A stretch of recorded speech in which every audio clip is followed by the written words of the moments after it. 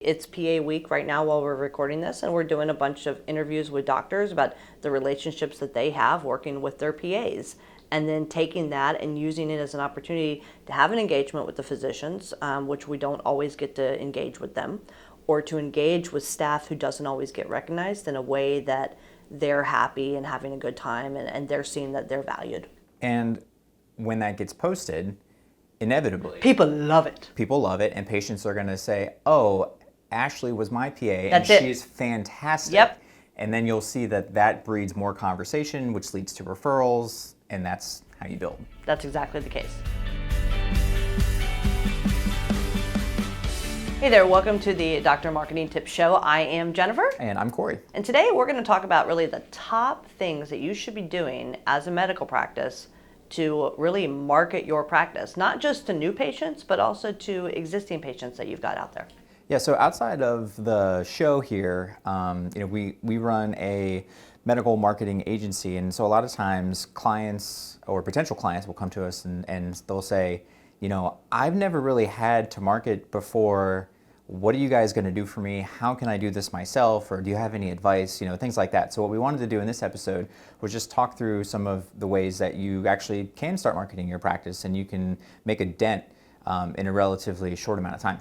Yeah, and I think that there's sometimes a misnomer that things are going to cost a lot of money or going to take an enormous amount of time. But just like anything else, it's all about laying a foundation and making sure that you have a foundation that you can kind of turn up the spigot when necessary and turn down the spigot when necessary. But we talk about it all the time on the show. The number one thing that you should be doing from a marketing standpoint is making sure that all of your assets are correct and that your information is there. And as long as you have ownership of all those assets and everything's ready to go, you'll be able to turn things up or turn them down based on your needs.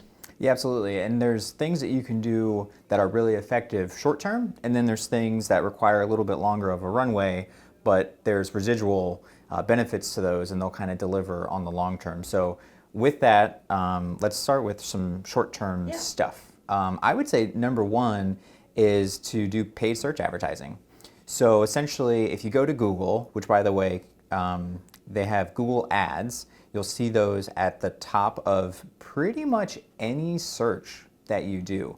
And you want to be on Google Ads if you're going to do the paid search advertising, because they control 93% of total searches. So that's where the people are. So let me ask you this, because we hear it all the time. Why would I do Google search ads? How does that actually work? Right. And why would I not run ads in my local newspaper or run it on, let's say, Facebook? Yeah, so Google's great because it's on demand. So on Facebook or any social platform, you're going to show up in the news feed and people are just kind of scrolling along and they see your ad, but they're not really looking for your service specifically. But let's say you're an orthopedic practice and someone goes to Google and they say, best knee doctor near me. Well, you want to show up in the results there. So there's a bunch of ways that you can do that, but the quickest way to show up is to purchase a search ad. So when someone types in that query, you show up at the top and it says, best knee doctor in blank town. And then you'll show up there.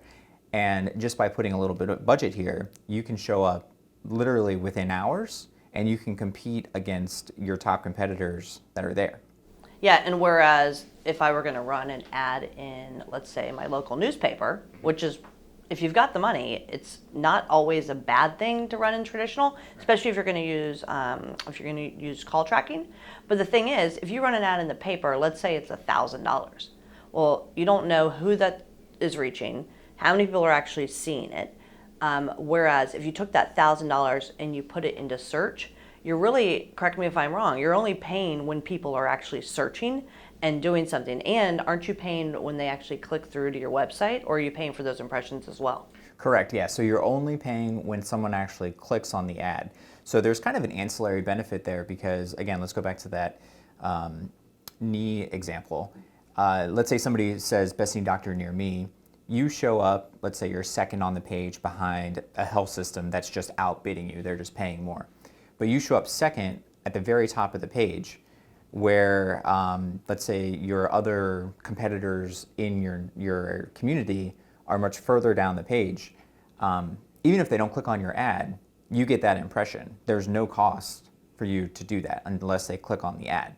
So you continue to show up, and then that's where it makes sense maybe if you're talking about like a traditional strategy or maybe social to kind of supplement this. So let's say someone's just doing some initial research, and so they type in best knee doctor, you show up second, they don't click on you, maybe then they go to Facebook, they see your name there, they flip open a magazine, they see your name there, and they're like, man, that guy is everywhere. So that's where it kind of makes sense to focus on some of these other channels as well.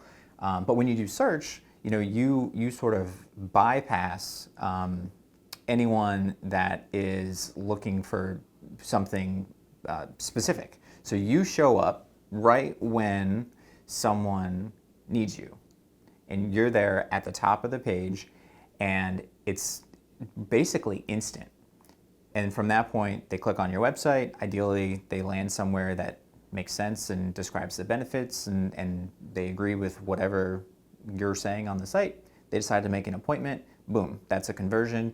You can check that off the list, and that's an effective way to market. Yeah, and since we're talking about search and Google just specifically, I think the next thing that really, when you're putting together your marketing program, that you need to be paying attention to are the directory listings and your Google My Business pages, because we've got the case study. If you haven't, hopefully if those that are listening and watching this haven't gone and listened to the episode where we talk about our Google My Business case study that directly brought in $245,000 for one practice, stop what you're doing and go do that. Because if with all things considered, your GMB pages are free, and those are showing up at the exact moment that patients are looking for you as well. Yeah, and so same idea there. It's, again, kind of demand-based. So if someone is searching for you, if you have all of your Google business listings claimed and you have the right categories, so again, going back to the knee example, if you actually are categorized as orthopedic doctor with specialty in knees, then, and let's say you've got a decent amount of reviews there, Google will show your review page. You'll show up in maps, you'll show up on the right side of the search results page, and if you have more reviews, we know from numerous studies that is a huge factor in the decision-making process. It's actually the number one factor in the decision-making process is the 4 or 5 star reviews, and that's from Press Ganey's Consumer Index survey that came out last year. Right, so if you have great reviews, your listings are complete, claimed, and you control the information that's there, there's a very good chance that you're going to show up. And what's nice is when you're competing against some of like the larger sort of health systems or even like the big practices, sometimes just due to volume, they will wind up with lower review scores. So this is an area where, if you're on top of it, you can have, let's say, a 4.6, 4.7 star rating with 600 reviews compared to the hospital that's at 3.2 with 47 reviews, and people, when they're comparing kind of apples to apples, they'll just say, oh, well, I'm going to go to the one that has more reviews and a higher star rating. That's exactly the case. And that didn't cost you any money. That's exactly the case. And GMB makes it so easy because your phone number is linked in it. We know that most people are pulling it up on their phone at the moment they need it. They click it, they make the appointment, it's done. Yep. What's the next thing, Corey? So next thing, at the beginning of the show, we kind of talked about short-term, long-term. So the Google Ads can be short-term solution. A little bit longer term. Immediate, yeah. A little bit longer term would be blogs. So if you're publishing blogs that are specific to things that you want to focus on, let's say it's a new procedure, for example. Maybe you run a med spa and you've got a new laser that you want to talk about. So when people hear about this or they find out about some of the benefits of using this particular product, they're going to search for it, you're going to show up, and then ideally that puts them in the funnel for your practice. They read about the laser and your expertise and they say, yeah, that's the place that I'm going to go to. So the downside of that is, one, you've got to write that content. It's got to be really good. It's got to be search engine friendly. And it takes a while for that to actually, what they call, index and then show up in the results. So this is a process that I kind of mentioned at the top. It takes a little bit longer. You need somewhat of a runway to get this done, and it requires more man hours to really kind of make this work. But what's great is once it's actually set up and it's working, then it just takes care of itself. So unless Google makes some sort of big change within their search algorithm, which they do sometimes, if you have a successful blog post that hits, it will continue to deliver for you, again, at little to no cost. You know, and it's true, and I think it's worth once in a blue moon. You know, this isn't the fundamental, like, set up these 5 things to market your medical practice, but this is the once in a while to revisit. Go look at what pages are performing historically and that are maybe starting to lag, and go in and update that content. Because if you're not refreshing it, Google's not going to index it again, or you want them to re-index or crawl it. And, you know, those pages that perform so well, you need to give them a little love so they continue performing. Yeah, without like getting too far in the weeds, what'll happen is Google and really all the search engines, they will occasionally go and what they call crawl a website. So if they crawl your site and let's say your number 1 and 2 performing pages have not been updated in 6 years, Which is often the case. Right? Then you will eventually just start to kind of fall down the rankings. So it does make sense to go in, like you said, and kind of refresh those. And same idea with the blogs. If you publish something new, when they go to crawl it, they're going to say, oh, this website, which is pretty reputable and talks about everything related to med spa in the Denver area or whatever, they publish something new. So now when somebody searches for it, we know this is a good website that publishes good content. Let's put this answer up to the top, because if someone's searching for it, they probably will find the answer here. And that's sort of how all of that comes together to work. It's quite the ecosystem. What's the next thing on our list? It is. Next one I think is an obvious one, but oftentimes I think practices aren't really sure what to do with it, but it's to discuss your products and your services on social media and just kind of have a consistent presence there. And the hang up sometimes is, okay, I'm on Facebook. I don't know what to talk about, or it takes too much work, or what am I supposed to do once I'm here? And am I even in the right place? Those are a lot of the questions that we get. So I have been going back to this many times lately, because I feel as if with multiple clients, we are essentially a content studio for them. Like, we are creating great content. And I think you have to take a step back. I mean, you have to say, let me create amazing content and let me repurpose that content. And so to those listeners out there right now, if you've been watching us for the last 5+ years, you know that we've been big advocates for creating video content. And there's no reason not to go back to your older video content and slice it and dice it to repurpose it. There's actually entire organizations out there that do nothing but help you repurpose your content, because it's so important to get it out there. With that said, think of yourself as a TV, a broadcast network. You're producing great content, and then there's these social channels that you're using, like TV, like the channels. So whether it's ESPN, which let's call that TikTok, or probably e-television is TikTok, and then maybe Facebook is your ESPN, and Instagram and Twitter, and everybody has a little bit different of audience. So if you have great content and then you go to your marketing team and say, let's splice this up so that we can deliver it on social media, whether it's announcements about your practice, whether it's new doctors that are joining, maybe it's an opportunity for some employee engagement, recognizing your employees for a job well done, sharing those testimonials that you're getting or those great reviews that you're getting, things like that. You have to take that great content, splice it up, and then choose which channel to put it on. Right, and each one of those channels is kind of like a different network when it comes to TV. Yep. So the audience is slightly different, and they're going to want maybe a different spin on whatever nightly news the versus, content is. Entertainment television. Right. That's a really good point. And the idea here is that we know, without getting into the stats and the numbers, there's a ton of people on every one of these networks. Some of those people are the right patient for you. So if you're producing, like you said, the great content and you're providing value to them, a portion of those people are going to find their way to your content. You're going to show up for them, and then they're going to just sort of organically convert into patients. Just like on a TV channel, you might throw an advertisement on a TV, right? And that's what you do when you're running, let's say you're on Facebook and you're running evergreen content. That's kind of like an advertisement. Mm-hmm. Or you may have, maybe you're lucky enough to get invited by the local news to do an interview. That would also be the great type of content that you can create.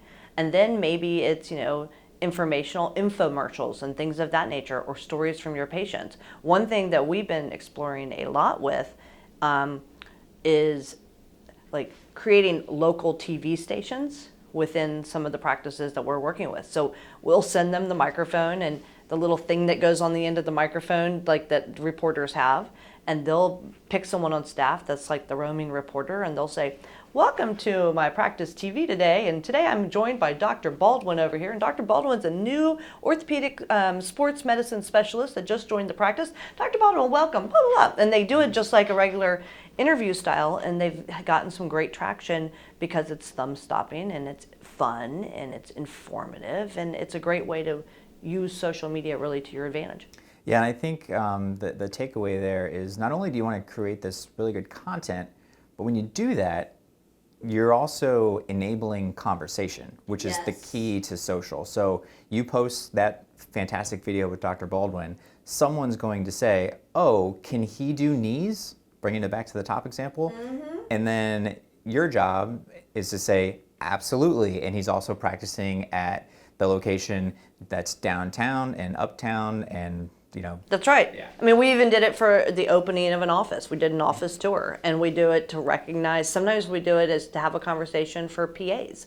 It's PA week right now while we're recording this, and we're doing a bunch of interviews with doctors about the relationships that they have working with their PAs, and then taking that and using it as an opportunity to have an engagement with the physicians, which we don't always get to engage with them, or to engage with staff who doesn't always get recognized in a way that they're happy and having a good time, and they're seeing that they're valued. And when that gets posted, inevitably, People love it. people love it, and patients are going to say, "Oh, Ashley was my PA, That's and it. she's fantastic." Yep. And then you'll see that breeds more conversation, which leads to referrals, and that's how you build. That's exactly the case.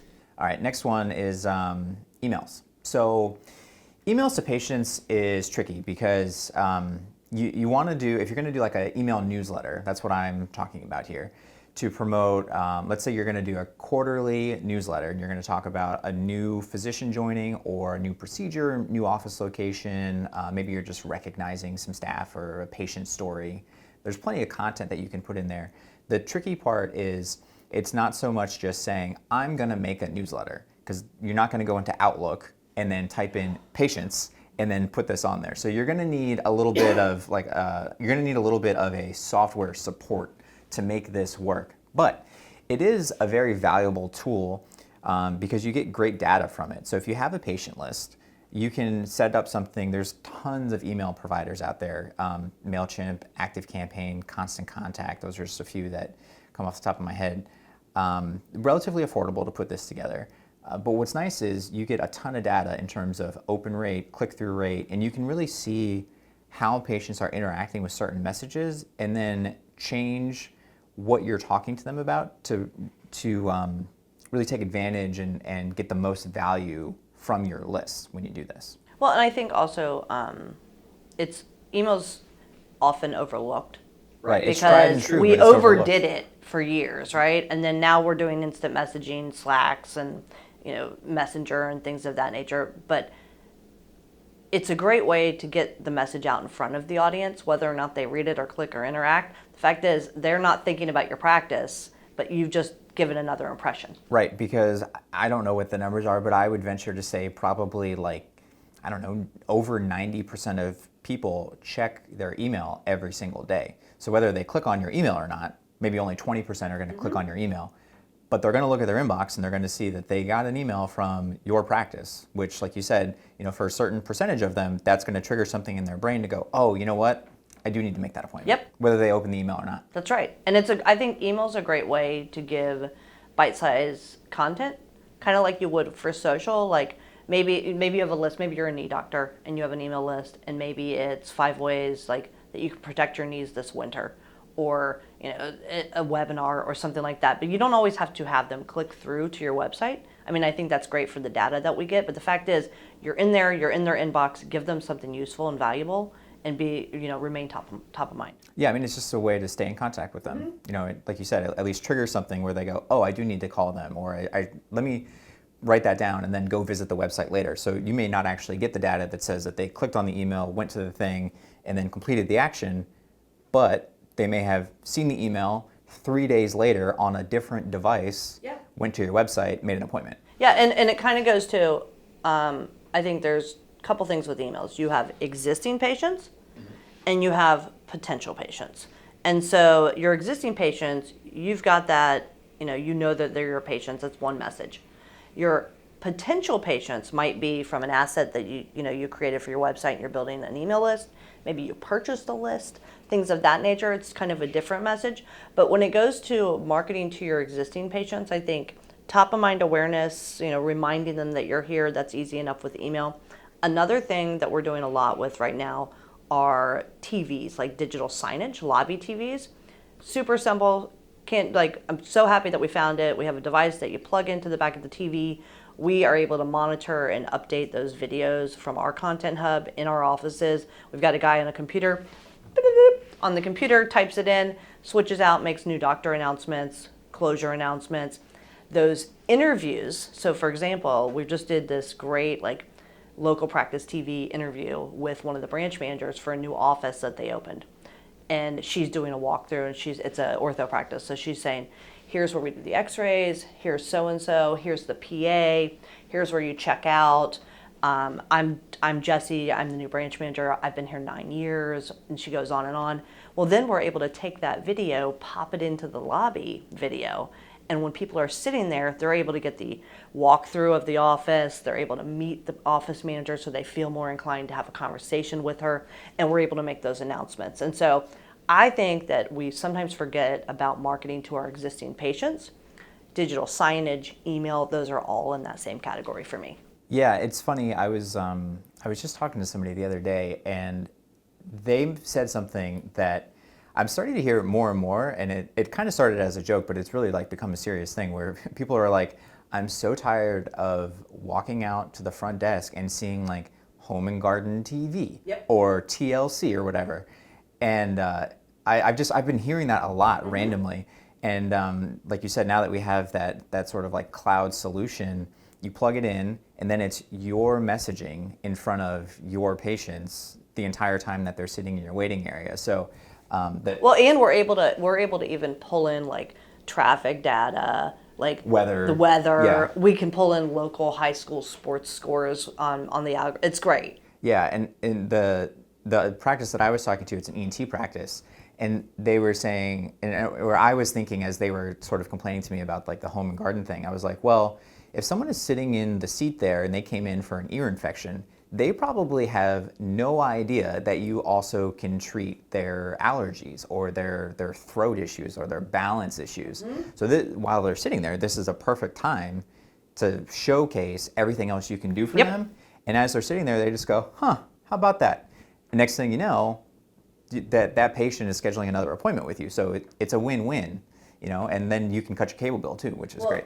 And that's absolutely, we had a practice that did it, and they were spending $6,000 on cable, and which is insane. We're cutting it. That's they got a lot of offices. Yeah. But I love it because your ENT, you just approved one of those new videos for the doctor, and you're able to just drag and drop the video, and all of a sudden it's fresh and new. So I think that the bigger message here is marketing to our existing patients and using those waiting rooms and the signage and everything you've got in order to cross market and cross promote, and really to reinforce the message that you want to get out there. Yeah, and again, that going back to what we were talking about at the top, short term, long term, to create that content is a little bit longer of a play, but once you have it, then you can update things instantly. Well, and that content is also the same content that you're using on social media, which is also some of the stuff that could wind up on a blog. So everything kind of works together. You're creating your own here. ecosystem. All right, what's the next thing? Next thing is just video in general. Yeah. So I think we just talked about it, but when you create this content, maybe it's an office tour, maybe it's a getting to know you video for a new doctor. This is a great way to really engage with patients in a medium that we know that they want to be engaged with, because nobody wants to read. So when we create video, we're going to be able to control the story. We're going to be able to give a little bit of kind of behind the curtain, so people kind of feel like they know people at the practice and they're engaged that way. And then we can take that video and use it across all these different channels that we just talked about for different marketing messages. And it also lives on YouTube, which is now, I think YouTube is the #3 search engine, because it's Google, TikTok, and then YouTube now. Yeah, and kind of I alluded to it before, but we'll use this as an example. So we've been doing this show, 300 episodes, I don't know, 5 or 6 years. And we just started doing the video. And we don't get a ton of views on YouTube, but that's not the point of doing the video. The point of the video is, so we edit it down, and then we have our editor take it, and I have him resize it. So we have it where it goes on YouTube and it goes into the audio universe. So whatever you're listening to from a podcast standpoint, it's there. But then it goes on YouTube, it gets edited to fit for Facebook, it gets re-edited for Instagram, it gets re-edited for Instagram stories, then it goes on TikTok now, and now we're using it on YouTube Shorts because YouTube is trying to compete with TikTok. And so it's one video that we have sliced up for multiple things. And so now for a lot of our clients, I'm going back, we're getting the inventory of the videos, we're looking at things as long as they still look good, and we're breaking those. Let's say back in the day it was keep your videos under 2 minutes. Well, now we have to keep them to 15 seconds to 20 seconds. So what we're doing is going back, getting all the good sound bites, creating new videos, re-editing it together, and it's the gift that keeps on giving. It's just taking a different format. Yeah, and I think the takeaway for all of these different channels and methods is that there's things that you can do to market your practice. Some of them you can spin up incredibly quickly, like the Google ads. You can, if you wanted to, you could have that up and running within This afternoon. an hour You really and a half. could. Mm-hmm. Or there's things that take a little bit longer of a play, but then you can cut up and use on different channels for different things. And the moral of the story is that when you're doing this, you're controlling the conversation about your practice, and you really own, more or less, each one of these channels, and you can direct who you're reaching. Whereas on the traditional side, like with a magazine or a newspaper ad, you're just kind of beholden to wherever that magazine is going. And some of those people are going to be your patients, some are not. But here, we're able to target who we're talking to, what the message is, and then we can adjust on the fly and fill the clinic schedules that way. Good advice. And with that, I'm Jennifer. I'm Corey. See you next time on the Dr. Marketing Tips Show. Thanks a bunch. Thanks, guys. If you want more like this, hit like and subscribe so you'll always be alerted to new episodes when they come out. And if you want information about us, visit us over at insightmg.com. That's insightmg.com. We'll see you on the next episode.